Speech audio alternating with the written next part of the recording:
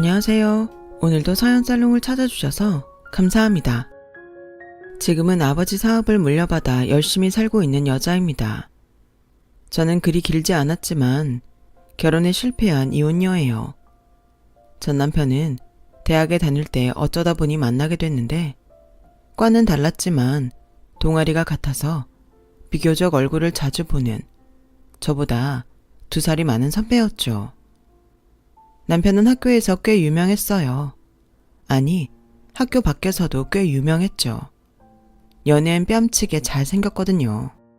그래서 같은 학교 학생도 아니면서 학교 안에는 종종 남편을 보기 위해 몰려든 여자들이 있을 정도였는데 어쩐지 만나는 여자마다 길게 만나는 법이 없더라고요. 윤희야, 너 그 소문 들었어? 기훈 선배 이번에 여자친구랑 또 헤어졌대. 어째 가만 보면 2달을 못 가는 것 같은데 뭐가 문제일까? 글쎄, 난 뭐가 문제든 관심 없는데. 왜? 그래도 같은 동아리고 둘이 친하지 않아? 친하다고? 내가? 아니거든. 그리고 나는 얼굴 반반한 사람 얼굴 값에서 질색이야. 야, 그래도 이왕이면 잘생기면 좋지. 좋기는 반반한 지 얼굴 믿고 얼마나 재수없는데. 저는 사실 대학에 들어와 딱 2번 연애를 했는데 2번 다 차였어요. 제가 만난 남자들도 얼굴이라면 빠지지 않았거든요.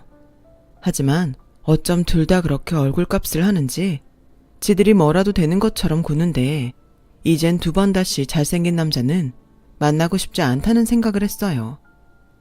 그런데요, 참 이상한 일이 벌어졌는데 그렇게 학교 안과 밖에서 잘생긴 걸로 유명한 그 선배가 저를 좋아한다는 거였어요. 기가 막혔죠. 그리고 믿지도 않았어요. 대충 만만한 후배를 방패 삼아 피곤하게 고백하는 여자들을 피하자는 심보인가 했거든요. 윤희야, 점심 먹었어? 나 수업 때문에 아직 밥을 못 먹었는데 같이 먹을래? 제가 왜 선배랑 밥을 먹어요? 야, 왜 그래? 선배가 후배 밥 사줄 수도 있지. 선배, 안 그래도 묻고 싶었는데 선배 진짜 나 좋아해요? 동아리 사람들 전부 그렇게 말하는데 제가 너무 황당해서요. 아, 그랬어? 근데 왜 그렇게 화를 내? 내가 너 좋아하면 안 돼? 선배가 절 왜 좋아해요? 저는 선배가 만났던 여자들보다 얼굴도 예쁘지 않은데. 그리고 무엇보다 선배랑 나는 친하지도 않잖아요. 근데 그렇게 소문이 나 있으면 제가 좋겠어요? 이용당하는 거 불쾌해요. 왜? 내 눈엔 윤희 너 참 예쁜데. 그리고 우리 안 친해? 우리 벌써 동아리 활동 같이 한 지 2년 넘었잖아. 그리고 나 진짜 너 좋아해. 진심인데? 지금 그걸 저더러 믿으라고요? 왜 안 믿는지는 모르겠지만 정말이야. 사실 이런 말 내 입으로 말하는 거 쑥스러운데 내가 고백은 많이 받아봤어도 고백을 해본 적이 없거든. 그래서 제대로 말을 못했지. 저는 믿지 않았어요. 그게 정말이라면 그렇게 자주 여자친구를 갈아치우진 않았을 테니까요. 그래서 그게 정말이든 아니든 싫다고 정확히 제 의사를 전달했는데요. 그 뒤로는 웃기지도 않게 남편이 저를 쫓아다녔어요. 윤희야, 그러지 말고 우리 딱 3번만 만나보자. 내가 이렇게까지 쫓아다닌 여자는 태어나서 네가 처음이야. 정말 귀찮게 왜 그래요? 선배 좋아하는 여자 많잖아요. 인기도 많은데 왜 자꾸 싫다는 저한테 이러는지 전 정말 모르겠어요. 바보냐? 나 좋다는 여자가 많으면 뭐해? 그중에 너는 없는데. 나는 뭐 내가 좋아하는 여자 만나면 안 돼? 남편은 나중엔 오기인지 자존심인지 1년이 넘도록 저를 쫓아다녔어요. 그리고 알지도 못하는 여자들한테 미움의 대상이 됐고 학교 안과 밖에서는 이쁘지도 않은 게 튕긴다나 뭐라나 하며 온갖 소문이 퍼져나갔죠. 그러다 저와 남편 모두 졸업을 앞두고 마지막으로 떠난 동아리 MT 때 뜻밖의 얘기를 듣게 됐어요. 남편과 평소 친하게 지내는 남자 선배한테 들은 말이었는데 그 말을 들으니 남편이 달리 보이더라고요. 기훈이제 사실 알고 보면 엄청 불쌍해. 어릴 때 버려져서 고아원에서 자랐고 군대 가기 전까지는 후원자 뭐 그런 분이 계셔서 등록금 지원 받았는데 그것도 군대 갔을 때 끊겨서 군대에서 월급 모으고 알바해서 등록금 만들었어. 번번이 여자한테 차인 것도 그래서지. 알바해야 하는데 연애할 시간이 어딨겠냐? 그럼 사귀지 말았어야죠. 근데 전혀 예상하지 못한 말이라 놀랍긴 하네요. 기훈이가 자존심 빼면 시체지. 내가 말했다고 하면 안 된다. 그리고 네가 생각하는 것보다 여자들이 얼마나 무서운 줄 아냐? 그냥 사귄다고 하고 차이는 게 낫지. 스토커도 그런 스토커가 없어. 근데 사실 그렇게 힘들면 휴학을 해도 되고 동아리 안 해도 되잖아. 근데 기훈이가 왜 그만 안 둔지 알아? 설마 저 때문에? 너야말로 진짜 이상하다. 야, 그 정도 순정이면 좀 받아줘라. 난 친구로서 기훈이가 좀 행복했으면 좋겠다. 정말 안 되겠냐? 아마 그때부터였을 거예요. 그게 측은지심인지 연민인지 모르겠지만 바람둥이라고 얼굴값 할 거라고 생각했던 전과 다르게 남편이 안쓰럽고 순수해 보였거든요. 그리고 제가 그렇게 거절을 하는데도 저만 바라보는 그 모습에 제 마음도 조금씩 움직이기 시작했어요. 그리고 결정적인 사건이 일어났죠.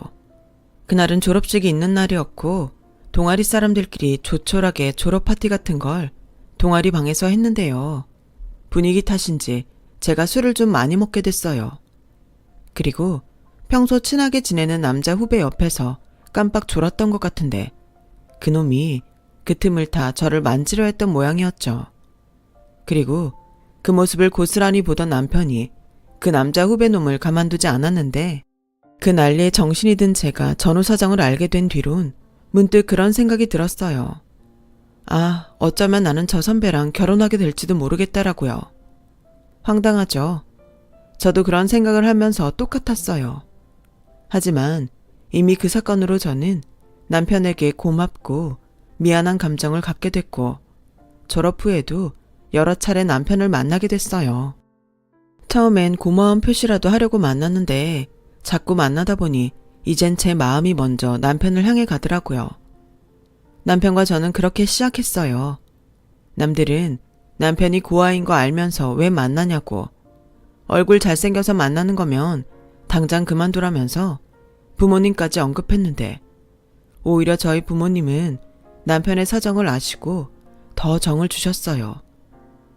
그렇게 대학 2년, 사회인이 되고 2년을 만나 저는 남편과 결혼을 하게 됐고 이미 남편의 사정을 아시는 부모님이 신혼집을 마련해 주셔서 저희는 큰 어려움 없이 신혼 시절을 보냈는데 무엇보다 저희 부모님이 남편을 아들처럼 많이 챙겨주셨어요. 사실 저희 부모님은 제가 태어나기도 전부터 두 분이 같이 사업을 하고 계셨거든요. 그래서 형제나 자매도 없이 자식이라고는 저 하나였는데 부모가 없는 남편이 사위가 되니 그냥 아들 삼자 싶으셨다고 하셨어요. 그래서인지 결혼하고 저희 아빠가 차도 사주고 저희 엄마는 철마다 남편의 옷과 먹을거리를 챙겨주는데 나중엔 질투가 나다 못해 부모를 뺏긴 것 같은 기분도 들더라고요. 하지만 더없이 행복했어요. 남편은 저한테 참 잘했고 제가 걱정했던 인물값 같은 짓은 절대 하지 않았는데 오히려 남편과 외출을 할 때면 주변의 여자들이 절 부러워하는 눈빛을 보내곤 했어요. 그래서일까요? 결혼하고 1년이 지나자 저는 슬슬 아이를 갖고 싶다는 생각을 하게 됐고 이왕이면 남편 닮은 아들을 낳고 싶었는데요. 제 말을 들은 남편은 질색하며 이렇게 말했어요. 뭐? 이제 결혼한 지 1년밖에 안 됐는데 벌써 애를 갖자고? 제정신이야? 무슨 말이 그래? 제정신이냐니. 그리고 보통 결혼하고 1, 2년 지나서 이세 계획 세우지 않아? 안 낳을 거면 몰라도 낳을 거면 한 살이라도 어릴 때 낳는 게 낫지. 그게 자기한테 제정신이냐는 소리를 들을 말이야? 그게 아니고 나는 전혀 생각하지 않았는데 자기가 갑자기 물어보니까 놀라서 그랬지. 그리고 나는 우리 아직 젊은데 신혼생활 좀 더 즐기다 아이 가졌으면 좋겠어. 일찍 장가간 친구들이 그러더라. 애 낳는 순간 모든 게 애 중심으로 돌아간다고. 난 솔직히 아직 그럴 준비도 안 됐고 하고 싶은 것도 많단 말이야. 하고 싶은 거라니 그건 또 무슨 말이야? 그게 준비가 되면 말하려고 했는데 나 장인어른처럼 사업을 할까봐. 뭐? 사업? 안 돼. 사업이 얼마나 힘든 건데. 그냥 지금 회사 다녀. 대기업은 아니지만 그래도 안정적이고 탄탄하잖아. 안정적이고 탄탄하면 뭐해. 늙은 양반들이 위에서 새로운 시도를 안 하는데. 지금 회사는 비전이 없어. 그리고 주변에서 나 정도 능력이랑 외모 되면 뭘 해도 안 망한다고 하더라. 뭐라고? 어디서 헛바람이 들었는지 모르지만 절대 안 돼. 나 지금도 아빠 밑에서 사업 도와드리고 있지만 크고 작은 일이 얼마나 많은지 알아? 겉으로는 큰돈 벌고 좋아 보일지 모르지만 하나부터 열까지 신경 쓸 게 얼마나 많은데. 그러지 말고 생각 접어. 에이, 듣자 하니 지금 나 무시하는 거야? 고졸 출신 장인어른도 성공하는 사업을 내가 못할 것 같아? 왜? 능력이 부족해? 얼굴이 부족해? 두고 봐. 난 장인어른보다 훨씬 더 크게 성공할 거니까. 그때 가서 딴소리 하지 말라고. 그리고 나 사업 시작하면 자기도 지금 장인어른 도와드리는 거 그만두고 나 도울 생각해. 부모님도 중요하지만 내 사업은 우리 생활이랑 직결되는 일이잖아. 저는 어이도 없고 골치도 아팠어요. 주변에서 사업하다 망한 케이스도 많이 봤고 워낙 어릴 때부터 사업하며 힘들어하는 부모님을 보고 자랐기에 남편만큼은 그저 평범한 직장인이길 바랬거든요. 그래서 누가 옆에서 사업 바람을 불어넣었는지 그날부터 불면증에 시달릴 만큼 걱정이 퇴선이었는데 남편은 그런 저와 상관없이 무슨 자신감인지 사업만 하면 대박이 터질 줄 알고 기대에 부풀어 있었어요. 그리고 저의 걱정은 얼굴에도 티가 났는지 이윽고 부모님이 무슨 일이 있냐고 물으셨고 남편이 사업을 하고 싶어 해서 걱정이라는 말을 하게 됐는데 엄마는 무조건 말리라고 하는 반면 아빠는 잠시 생각을 하시는 것 같더니 무작정 말리지 말고 기회를 주는 것도 좋을 것 같다고 하셨어요. 여보, 그게 무슨 말이야. 우리 처음에 자리 잡을 때까지 얼마나 고생을 했는데 벌써 다 잊었어? 안 돼. 우리 딸은 그런 걱정 안 했으면 좋겠단 말이야. 그거야. 다랑 당신 마음이 그런 거고 송서방 생각하면 젊은데 무작정 하지 말라는 것도 그렇잖아. 나중에 유니만 원망할걸? 그러지 말고 작게라도 하고 싶으면 해보라고 해. 그래야 사업 힘든 것도 알고 직장 생활이 얼마나 편한 건지도 알지. 아빠, 그래도 난 싫어. 벌써 헛바람이 잔뜩 들었는데 보나 마나라니까.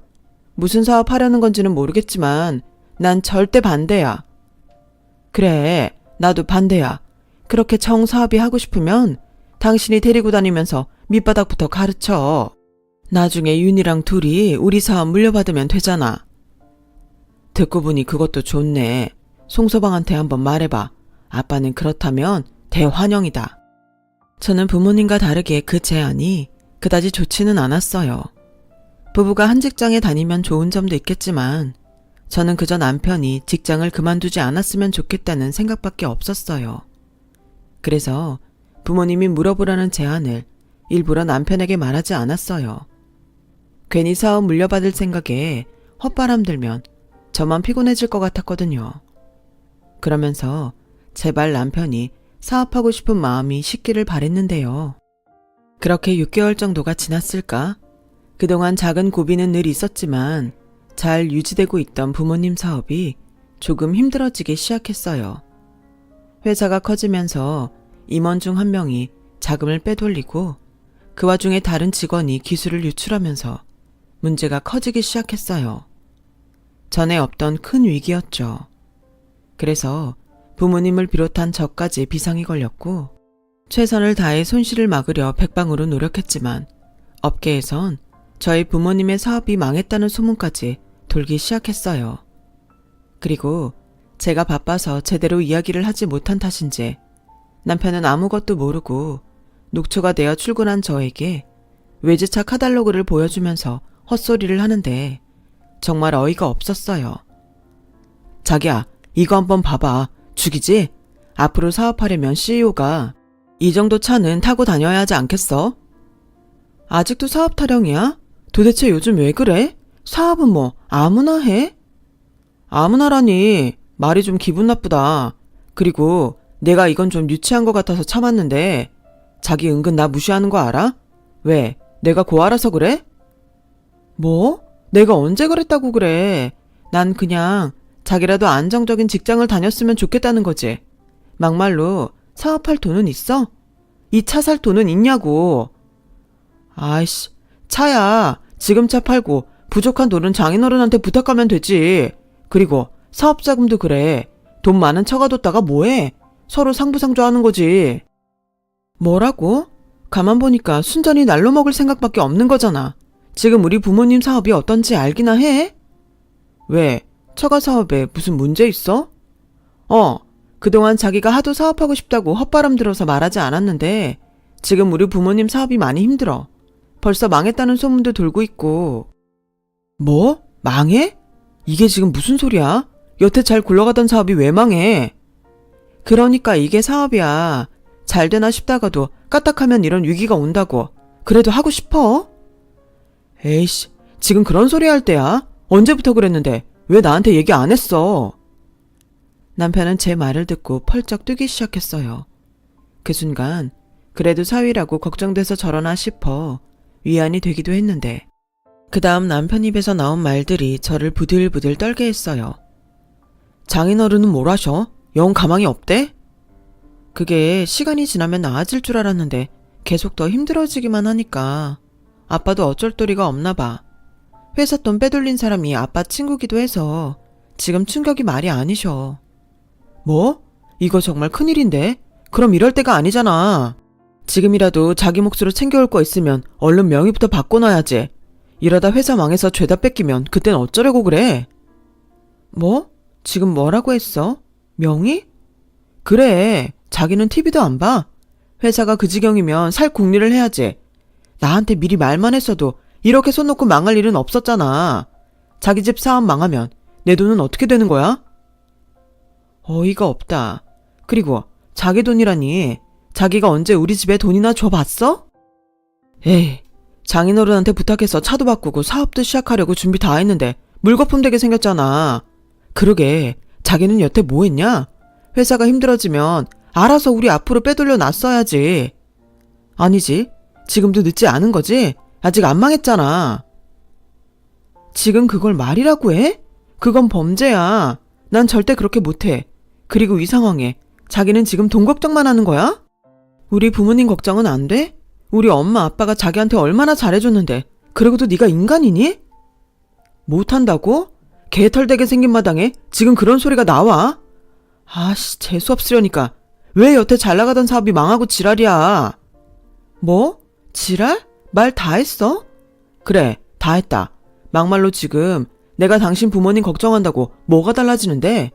사람이 이럴 때일수록 현명해야지. 그러지 말고 지금이라도 물려받을 수 있는 거 미리 챙겨놓자. 나는 내일부터 변호사 사무실 찾아볼게. 괜히 자기 부모님 사업비 떠맡지 않게 뭔가 조치할 수 있는지 대책을 세워야지. 정말 실망이다. 빼돌릴 수 있는 건 다 빼돌리고 빚은 떠맡지 않으려고 대책을 세운다? 당연한 거 아니야. 정신 차려. 이제 자기 가족은 장인 장모님이 아니라 나라고. 어떻게 하면 자기랑 나 피해 안 볼지를 걱정해야 할 마당에 괜한 걸로 힘 빼게 하지 마. 정말 싫다. 어쩌면 이런 순간에 그런 말을 하냐? 꿈 깨. 난 절대 자기가 원하는 대로 하지 않을 거니까. 난 돈보다 우리 부모님이 먼저야. 아이고, 효녀 낫네. 그리고 왜 아까부터 사람 이상한 사람 만들고 짜증이지? 내가 사업 망하게 했냐? 원망하고 싶거든. 사업 망하게 한 네 아버지를 원망해. 저와 남편은 그날 이후 계속 도돌이표 싸움만 했어요. 남편은 계속 부모님 재산이 사라지기 전에 자기 앞으로 해놓자고 억지를 부렸고, 저는 길바닥에 나 앉았으면 나 앉았지 절대 그럴 수 없다고 버텼는데 결국 남편이 짐을 싸서 집을 나가버리더군요. 그렇게 한 달이 넘도록 남편은 집에 돌아오지 않았어요. 연락도 없었고요. 저는 남편에게 실망이 커서 일부러 찾지도 않았는데 그럴 정신도 없이 저희 부모님의 사업은 희망이 보이지 않았어요. 자금도 막히고 거래처에서도 계약 해지하자고 하루가 멀게 연락이 오는데 더는 승산이 없었어요. 그리고 한 달을 꼬박 넘기고 보름이 가까워질 무렵 남편이 집에 들어왔는데 자리에 앉지도 않고 대뜸 제 얼굴에 자기 도장이 찍힌 이혼 서류를 던졌어요. 이게 지금 뭐 하는 짓이야? 보면 몰라. 이혼하자는 짓이잖아. 왜? 내가 순순히 자기 하자는 대로 하지 않으니까 이제 더는 볼 일 없다 이거야? 그래, 잘 안 해. 솔직히 네가 니네 집 말고 뭐 볼 거 있냐? 너도 알지? 나 좋다고 쫓아다닌 여자애들 수준. 네가 그 여자들이랑 비교나 돼? 뭐라고? 말 이상하게 한다. 먼저 좋다고 쫓아다닌 건 내가 아니고 너야. 그래. 그래서 지금이라도 수습하려고 그러는 거잖아. 그리고 이혼하는 마당이니 말하는데 나 솔직히 너 좋아해서 쫓아다닌 거 아니야. 너는 티 내지 않으려고 그랬던 것 같은데 난 알았거든. 니네 집이 사업해서 잘 사는 거. 그래서 부잣집 사이로 팔자나 고쳐보려고 했는데 이젠 그것도 물 건너갔잖아. 뭐? 난 가난한 게 죽어도 싫어. 오죽하면 가난 때문에 부모가 자식을 버리겠냐? 그리고 난 너도 조금은 아는 줄 알았는데. 그렇잖아. 내 얼굴에 네가 어울리긴 하냐? 당연히 너보다 네 배경 보고 쫓아다닌 거. 너 정말 몰랐어? 그러게. 망할 거면 좀 늦게 망하든가. 나 사업자금 대주고 망하면 덧나냐고. 말 다 했니? 할 말 다 했으면 꺼져. 네가 더 말하지 않아도 이혼 서류에 도장 찍을 거니까. 그리고 우리 아빠가 사준 차는 두고 가라. 내가 돌았냐? 나도 위자료는 챙겨야지. 내가 알아봤는데 결혼기간이 길지가 않아서 재산 분할은 못한다고 하더라. 젠장. 그러니 그냥 이쯤에서 좋게 합의 이혼해. 차는 그동안 내가 못난 너랑 살아준 대가라고 치자고. 이 정도면 거저 아니냐? 웃기고 있네. 내가 빚쟁이한테 뺏겼으면 뺏겼지? 네가 원하는 대로 해줄 것 같아? 그래. 근데 어쩌지? 이미 4명이라 팔아서 없는데. 남편은 저를 잔뜩 약올리고 자기 짐을 마저 챙겨서 집을 나갔어요. 가뜩이나 간신히 버티고 있었는데 남편의 충격 고백에 저는 멘붕이 오고 말았어요. 하지만 부모님에게 이 사실을 알릴 순 없었는데요. 가뜩이나 어떻게든 부도는 막겠다고 애쓰고 계신데 도움은 되지 못할 망정 걱정을 끼칠 순 없었어요. 그리고 남편도 용서할 수 없었죠. 당연히 더는 부부라는 이름으로 살고 싶은 마음은 없었지만 속고한 결혼이니만큼 저도 이렇게 당하고만 헤어질 수 없었어요. 그래서 다음날 바로 사기 결혼으로 남편 놈을 고소하려 했는데요. 그것도 생각처럼 쉽지는 않았어요. 남편이 의도적으로 저에게 접근했다는 증거들이 필요했거든요. 게다가 결혼 전 남편과 만났던 기간도 길었기에 아무리 제가 주장을 해도 제 말을 믿지 못하는 눈치였죠. 그런데요, 더 황당한 건 합의 이혼하자고 했던 남편 놈이 저에게 위자료 소송을 걸었다는 거였어요. 그러니까 내용인즉 자기가 사업도 제대로 해보지 못하고 망한 처가와 매일 바가지 긁는 저 때문에 정신적인 피해를 입었다는 건데 말종도 이런 말종이 없다는 생각이 들었어요. 그래서 제 모든 걸 쏟더라도 남편과 제대로 싸우고 싶었어요. 그래서 살던 집을 팔아 소송을 준비했고 친정에는 비밀로 하기 위해 저는 고시원 생활을 했었네요. 정말 힘든 시간이었어요. 뭐 하나 신락 같은 희망도 보이지 않았거든요. 그러다 저희 측 변호사에게 소장을 받은 남편이 기가 찬다는 듯 저에게 연락을 했더라고요. 저는 이때가 기회다 싶어 나가 남편의 말을 모두 녹음했는데요. 이 인간 얼마나 열이 받았는지 제가 따로 말을 하지도 않았는데 제 입으로 술술 잘도 불더군요. 좋아하지 않는 저를 부잣집 딸이라 그 긴 시간 동안 공들여 결혼했는데 자기 말은 듣지도 않고 자기 사업도 못하게 막았다느니 아주 열변을 토했어요. 덕분에 증거가 없다는 이유로 힘들었던 소송은 조금 희망이 생겼죠. 그리고 긴 시간 끝에 이혼 소송은 끝이 났어요. 제가 그동안 저희 부모님이 남편에게 해준 금전적인 것들을 매장들을 돌아다니며 증거를 찾아 제출했거든요. 그런데 남편은 자기 이름으로 되어 있다고 차를 홀랑 팔았으니 오히려 위자료는 저에게 주는 것이 맞다고 판사님이 말씀하셨죠. 그러자 남편은 참지 못하고 그런 게 어딨냐고 고래고래 소리를 질렀는데 그 모습이 정말 가관이었죠. 그리고 저는 정신적인 피해 보상도 받을 수 있었어요. 그놈이 팔아치운 차값을 포함해 7천만 원을 배상하라는 판결이 나왔거든요. 마음 같아서는 혼인무효 소송도 하고 싶었는데 더는 저 인간과 엮이고 싶지 않아 그만뒀어요. 하지만 남편은 지가 소송에서 진 게 말이 안 된다며 인정할 수 없다고 밤에 술을 잔뜩 먹고 저희 친정을 쳐들어갔고, 저는 그 사실을 전혀 모르고 있다가 고시원에서 전화를 받고 급히 친정으로 가게 됐어요. 그동안 딸이 이혼 소송을 하고 있었다는 사실을 그제야 들은 저희 부모님은 많이 놀라신 눈치였어요. 그런 것과 상관없이 그놈은 억울하다고 자기 돈 물어내라고 억지를 부리고 있었는데 저는 당장 경찰에 신고를 했죠. 신고한다고? 그래, 해. 이게 다 장인 장모님 때문이에요. 그러게 왜 사업을 망해서 나를 이렇게 만들어요? 사업만 잘하고 있었으면 딸이 이혼하는 일도 없고 저는 사업하고 행복하게 잘 살았을 텐데 이런 피해를 본 게 내가 왜 위자료를 받는 게 아니고 줘야 되는 거죠? 대한민국 법이 원래 이렇게 엉망이었나? 그 입 닥쳐. 지금 여기가 어디라고 와서 행패야? 그렇게 억울하면 니네 변호사한테 가서 따져. 그 새끼도 똑같아. 됐고 난 이렇게는 억울해서 못 물러나. 양심이 있으면 그 위자료 받았다 치고 나한테 얼마라도 챙겨달란 말이야. 그동안 잘생긴 나랑 살아서 너 행복했잖아. 윤희야, 이게 다 무슨 소리니? 네 엄마랑 난 도저히 이해가 안 가는데 너 우리 모르게 이혼했니? 그래서 송서방이 여기까지 와서 이러는 거야? 아빠, 미안해요. 엄마한테도 미안해. 근데 어쩔 수 없었어. 이 쓰레기 치우고 내가 다 설명할게. 너 당장 나와. 저는 막무가내로 그 인간을 집 밖으로 끌고 나왔어요. 그리고 저도 제정신이 아니라서 그 인간에게 이렇게 말했는데요.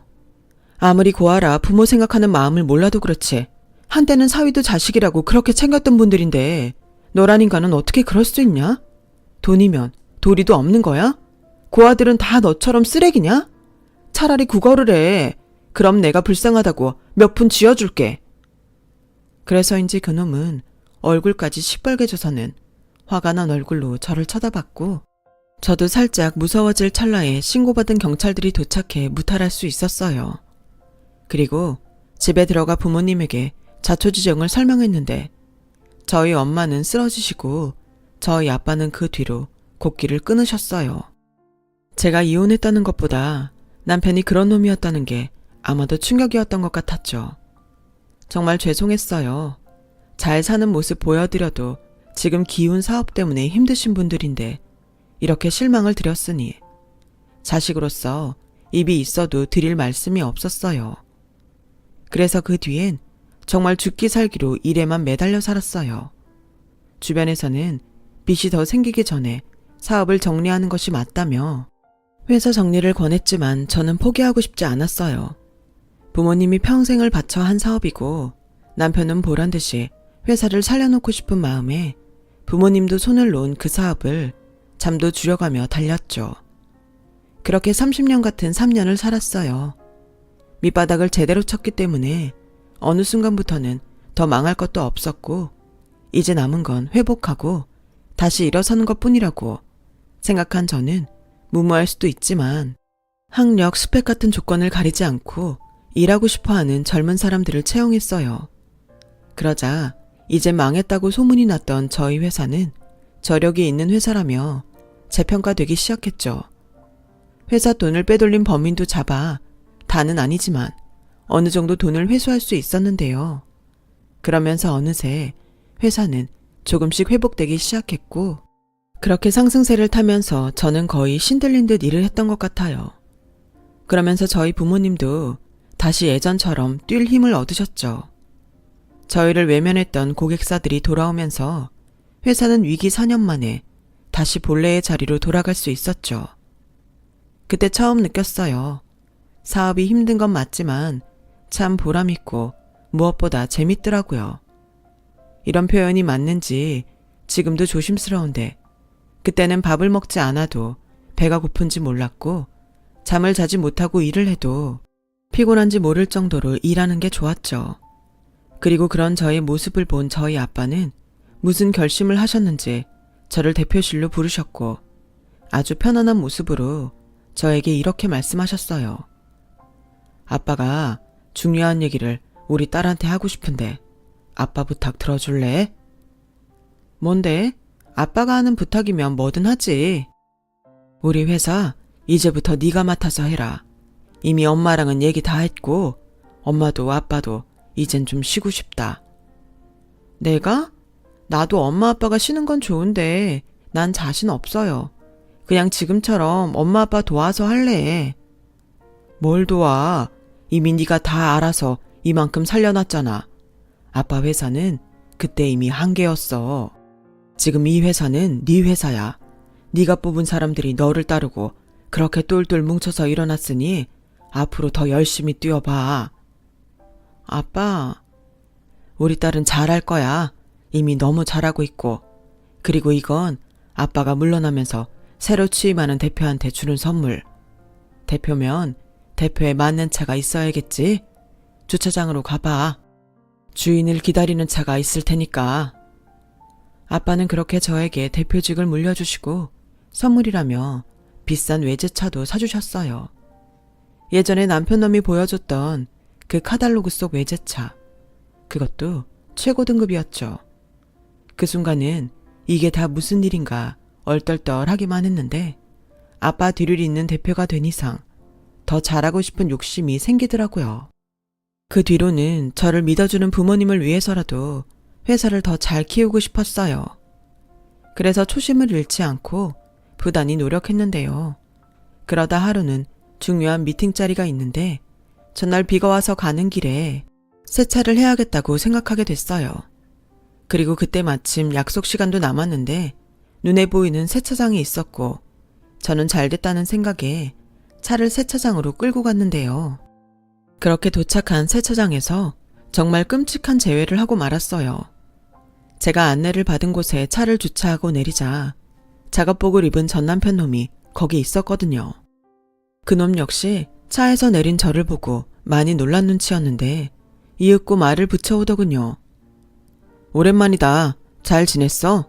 근데 이 차 자기 차야? 아버님 사업도 망했을 텐데 이렇게 좋은 차를 어떻게 뽑았지? 전 남편은 쭈뼛쭈뼛 제 차를 보고 말했어요. 그리고 저도 기세등등하게 말했죠. 누가 그래 망했다고? 그때도 어렵다고 했지 망했다고 하진 않았어. 지금은 예전보다 더 잘 되고 있고 지금은 내가 대표야. 근데 당신은 여기서 일해? 잠깐. 아는 형이 도와달라고 해서. 나도 내 사업해. 아, 그래? 그렇게 사업하고 싶다고 노래하더니 잘 됐네.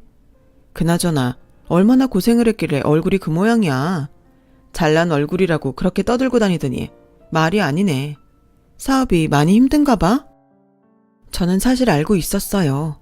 전 남편이 세차장에서 일하는 건 몰랐지만 얼마 전에 대학 모임에서 동아리 선배를 만나 남편의 근황을 들었거든요.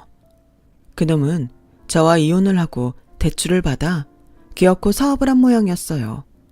무슨 애견용품 사업을 했다고 했는데 1년도 못 가서 빚만 떠안고 쫄딱 망했다고 하더라고요. 그 뒤 아는 사람들한테 돈 빌려달라고 하도 연락을 해서 기피 대상 1호라고 했어요. 그러게 사업은 뭐 아무나 하냐고요.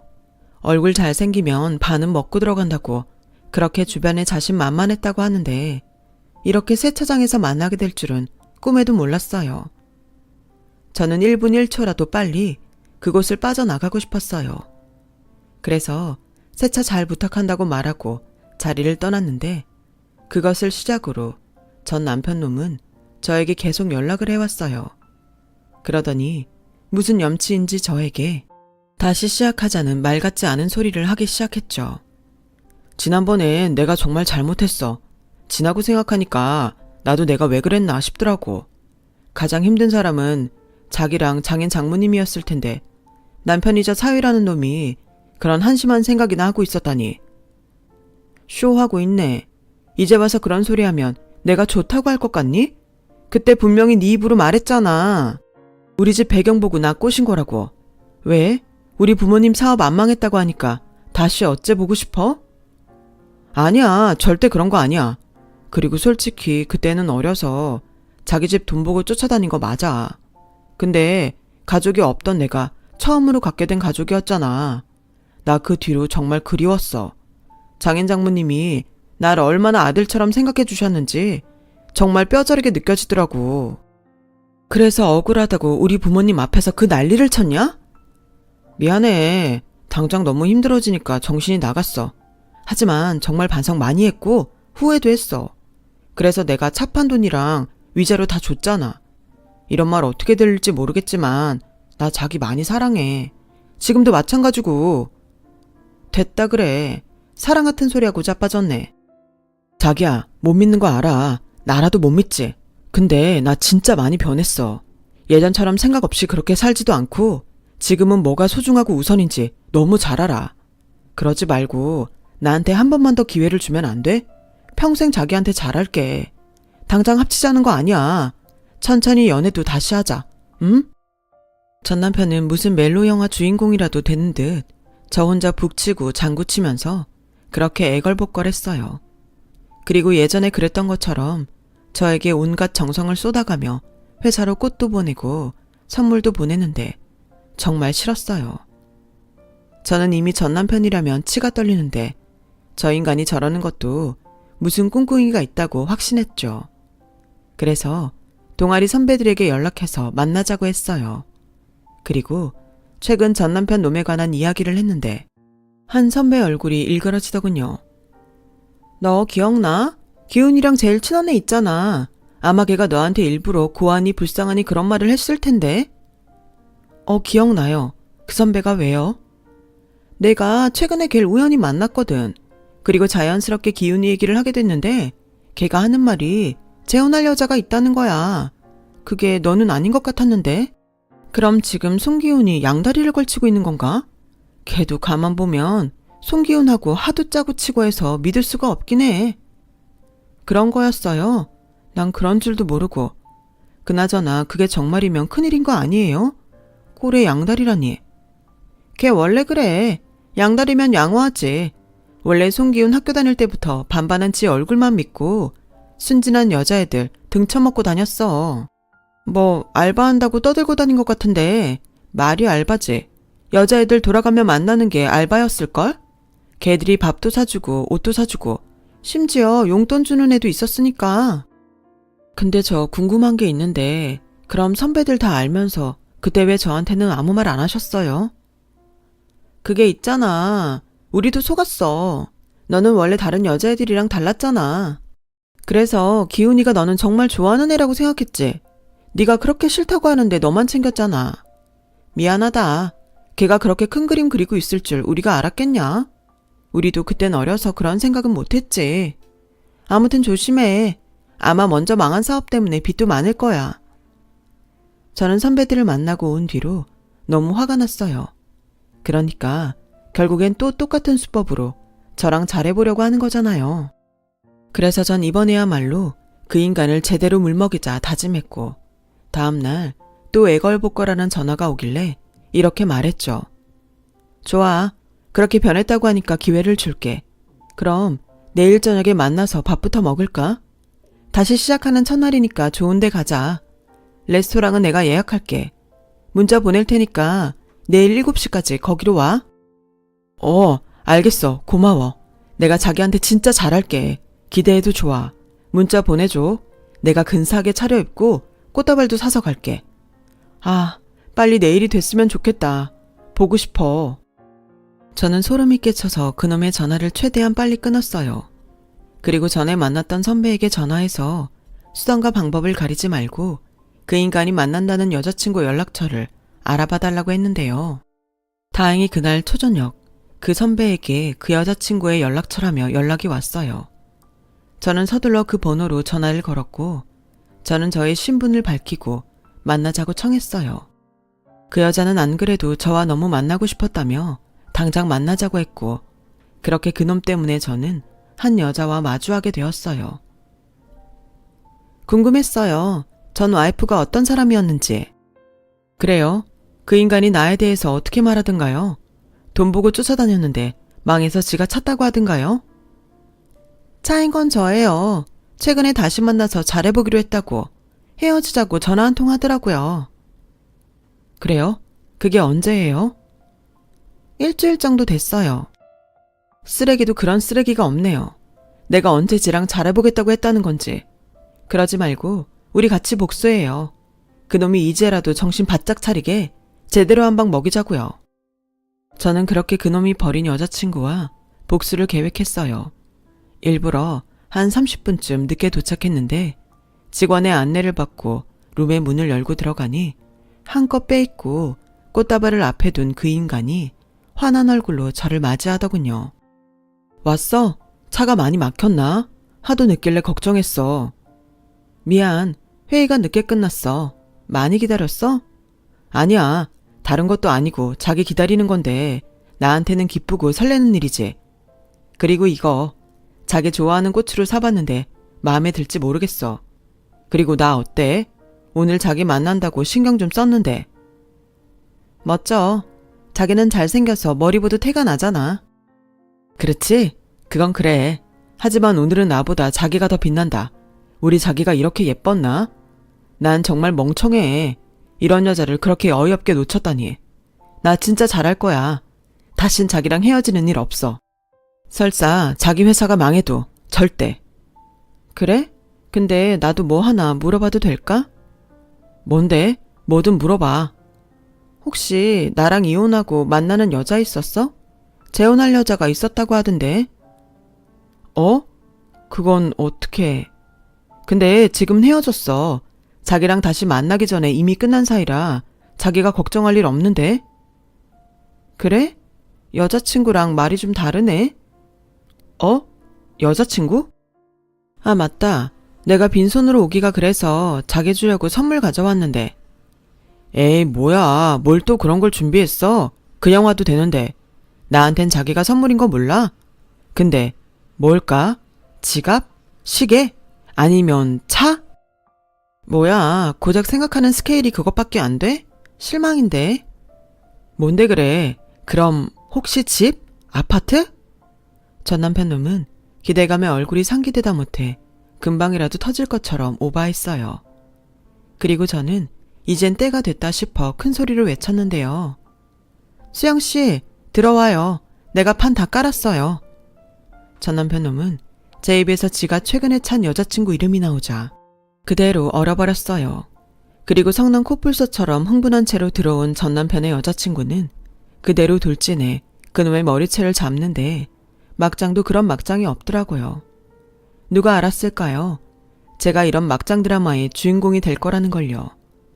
전 남편 놈은 실컷 지 여자친구한테 두들겨 맞고 엉망진창이 된 몰골로 저를 노려봤어요. 그리고 저는 기다렸다는 듯 말했죠. 어때? 내 선물 마음에 들어? 이 정도 스케일은 돼야지. 어떻게 된 거야? 제가 왜 저기 있어? 설마 둘이 아는 사이야? 아는 사이야. 너라는 쓰레기를 만나서 고통받았다는 공통점이 있어서 금방 친해졌지 뭐야. 근데 여자친구도 있으면서 어쩜 그렇게 연기를 잘하니? 사업하지 말고 연기를 하지 그랬어. 그럼 적어도 망하진 않았을 텐데. 내 뒷조사까지 한 거야? 너 뭐야? 지금 이게 뭐 하자는 건데? 왜 화를 내? 내가 벤츠 끌고 나타났다고 다시 접근해온 건 너잖아.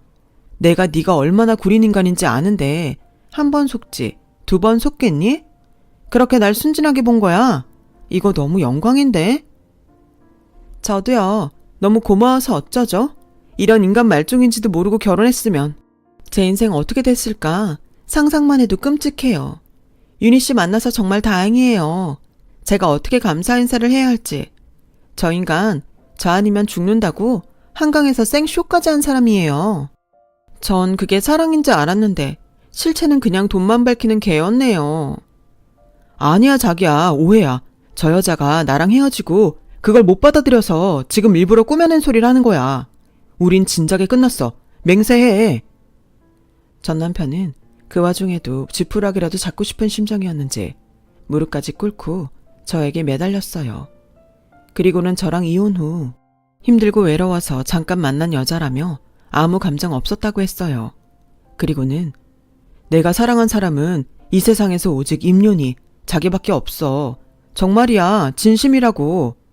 라며 눈물까지 흘리는 명연기를 펼치는데 저도 그놈의 여자친구도 어이가 없어서 둘 다 할 말을 잃고 말았어요.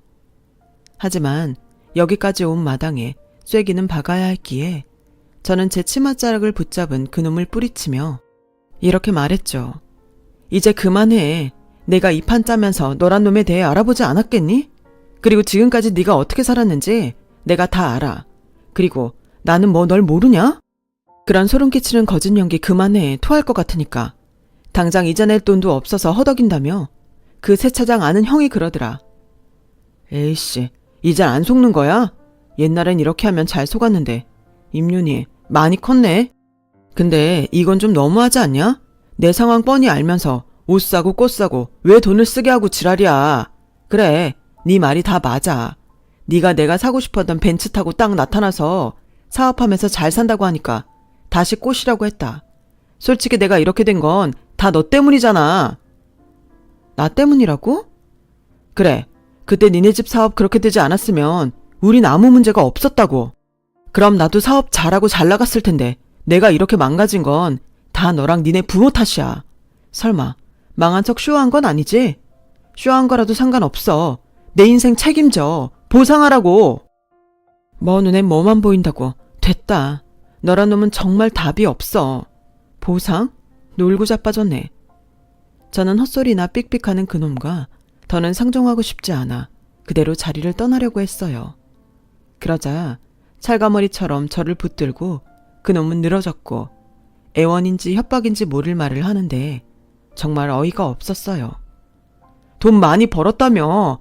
그럼 거지 적선한다고 생각하고 나한테 얼마 줄 수도 있잖아. 내가 그래도 한때 네 남편이었는데 나도 이렇게 된 이상 절대 포기 못해. 얼마라도 받기 전엔 절대 보내주지 않을 거야.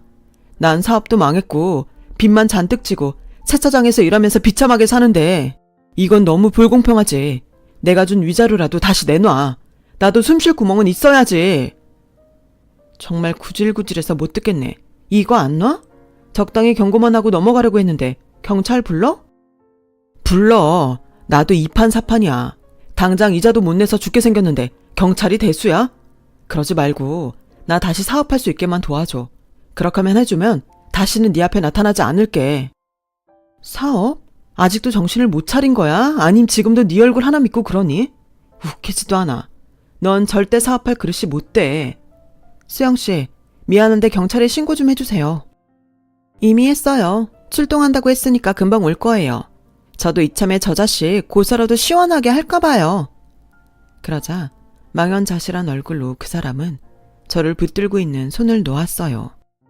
그리고는 뭐가 캥기는지 도망을 가려고 했는데 벌써 출동한 경찰에게 딱 잡히고 말았죠. 그리고 알게 됐어요. 그놈이 여러 여자를 상대로 사기까지 친 전과자라는 걸요. 저도 놀랐고 그놈 여자친구도 몰랐는지 놀라는 눈치였는데 참, 이렇게 보나 저렇게 보나 너무 한결같아서 나중엔 헛웃음까지 나오더군요. 왜 양파 같은 사람이라고 하잖아요. 그 인간이 그랬어요. 어쩌면 까도 계속 나오는지 제 생에 2번 다시 볼 수 없는 개쓰레기였어요. 그리고 그 와중에도 그놈은 돈은 필요 없으니 나갈 수 있게 저에게 자기를 도와달라고 애원을 하는데 제가 미쳤나요? 그놈이 도와달라고 한다고 그걸 도와주게? 자기야, 부탁이야. 합의만 해줘라. 그 정도는 해줄 수 있잖아. 내가 왜? 자기는 나 힘들 때 가차없이 버렸잖아. 나도 그러거나 말거나 모른 척 할 건데. 나랑 상관없잖아. 기분이 어때? 더럽지? 난 절대 합의하지 않을 거니까 알아서 잘해봐. 그리고 좋게 말할 때 나랑 네 여자친구 앞에 다시 나타나지 마. 다신 그 더러운 면상 보였다간 앞으로 아무것도 못하게 제대로 매장시켜 줄 테니까. 나 돈 많은 거 알지? 그렇게 저는 전 남편의 여자친구와 의기양양하게 경찰서를 나왔어요. 그리고 우리 둘은 가끔 만나 술 한잔 기울일 수 있는 사이가 되었는데요. 다행히 저의 협박이 먹혔는지 그 뒤로는 잠잠하더라고요. 이후 저는 아주 편안한 마음으로 사업에만 집중하며 지내고 있어요. 회사의 주인이라는 자리가 신경 쓸 일이 정말 많더라고요. 하지만 이것도 저에겐 복이라면 복인지 저는 매일매일이 감사하기만 한데요. 큰 고비를 넘기면서 평범한 일상이 얼마나 소중한지 정말 뼈저리게 느꼈거든요. 그리고 아직은 많이 조심스럽지만 저와 가치관이 잘 맞는 남자친구도 있는데 늦게 만난 인연인 만큼 오래오래 사랑받고 사랑할 수 있었으면 좋겠습니다. 지금까지 저의 이야기 들어주셔서 대단히 고맙습니다. 항상 건강하시고 행복하세요. 오늘 하루도 좋은 날이 되길 진심으로 바라겠습니다. 여러분, 사연 댓글에 응원과 현명한 조언 부탁드려요. 좋아요와 구독은 저에게 큰 힘이 됩니다. 오늘도 좋은 일 가득하세요.